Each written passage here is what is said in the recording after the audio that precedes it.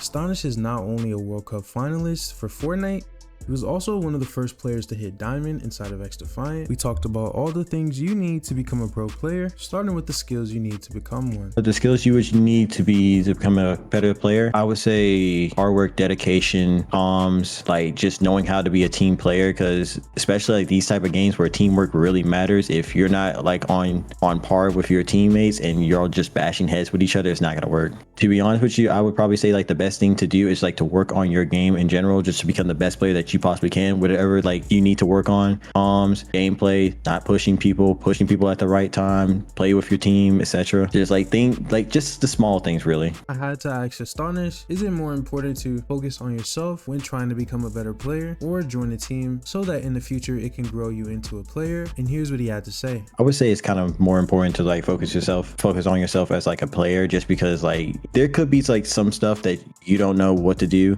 like some stuff that you're lacking on. So like I would rather for you to 100% fix that first before trying to like find a team to play with. Or it sometimes could work if you just find a team to play with and you can like work on it there. What's something that people don't know about pro players? Here's what Astonish had to say. How much time that you put into a game that people don't know about. So when for example, I don't really like bringing up Fortnite as much, but this is like a good example for the time being.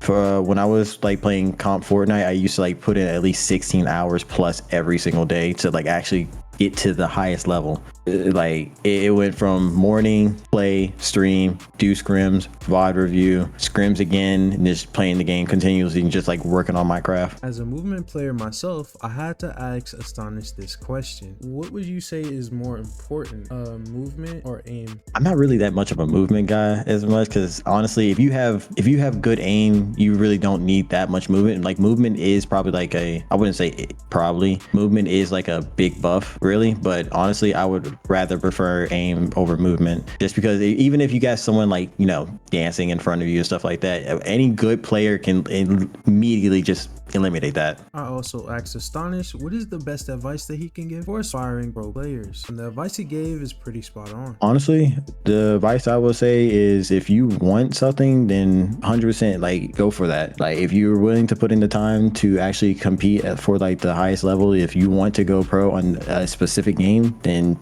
take that route. Just know you're gonna have to put in a lot of time for it. I also asked Astonish what are some things that a lot of players forget to do in game, and this is what he told me. Don't tilt. Some players tend to like not to tilt a lot, not give like clear comms, arguing back and forth with each other, not knowing when to slow down, to play faster, play with your team, like kind of the little things that can like easily just be fixed with teamwork. I also asked Astonish what's better, linear or reverse S-curve, and the answer might surprise you. I'm not gonna lie, I cannot agree with that linear. Reverse S-curve might just be superior.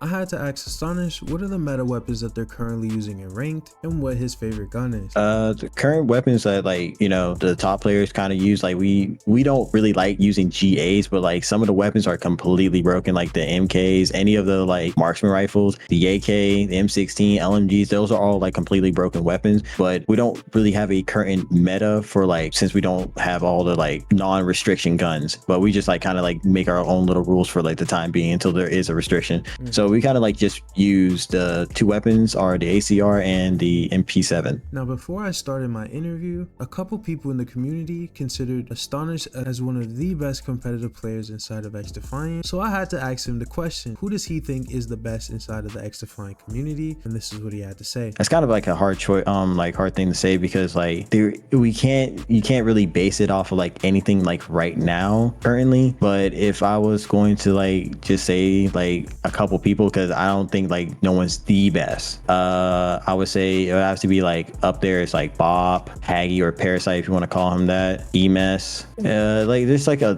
bunch of people like who are like good players, but we really can't tell because the netcode is not up to par. Certain people are only play with certain factions, so it's kind of iffy at the moment. Astonish also gave us his controller settings, so if you want to be able to aim like him, here's what he says. For the settings, basically what I've been doing since I've been just like going around testing my settings for like a couple weeks at this point and changing controllers, the best settings that I've like kind of like came across was like going like in a mixture, not too high high and also not too low. So for your aim assist settings, the aim assist strength, I like using it at 0 at first, but then I slowly started like turning it down a little bit. Like I think the sweet spot might just be like -2 for like both of them, because for the aim assist strength, basically it's like when you're looking at someone and you're aiming at just like one specific person and you're trying to drag your aim across from it, you're kind of fighting against that, your aim assist and the player. So that's what the strength comes in for. If you start turning it down a little bit, it kind of becomes easier to drag your aim across on that player, and it's not feeling way more stickier. For the aim assist follow, turning it down will also help you to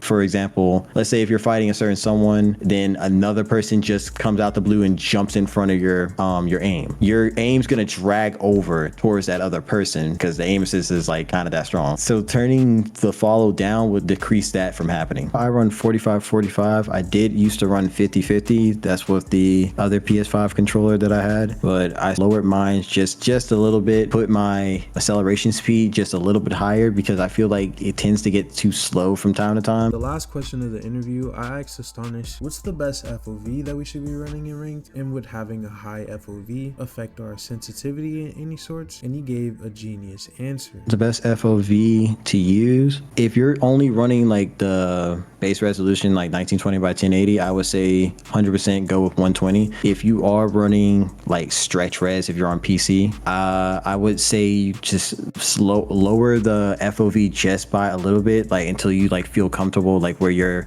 sensitivity like actually doesn't bother you that much. And for like running like high sense on a high FOV, it kind of doesn't matter. It basically just, you want the right FOV for your sensitivity, because that kind of like comes into play as well. Like if you turning down your FOV will like make your sense feel way higher than it should be. So turning your FOV a little up will make it like feel kind of like normal, like either slow just right or like too fast. It all just kind of like comes down to like what your sensitivity is and then what your FOV is. What about you? Are you playing at a high sensitivity? Are you playing at 120 FOV? Why or why not? Let me know down in the comment section below. Special thanks to Astonish for joining me for this interview. Go ahead and check him out on YouTube and on Twitter, down link in the description. And before we go, I just want to let you know that Jesus loves you, and I'll catch you guys in the next one.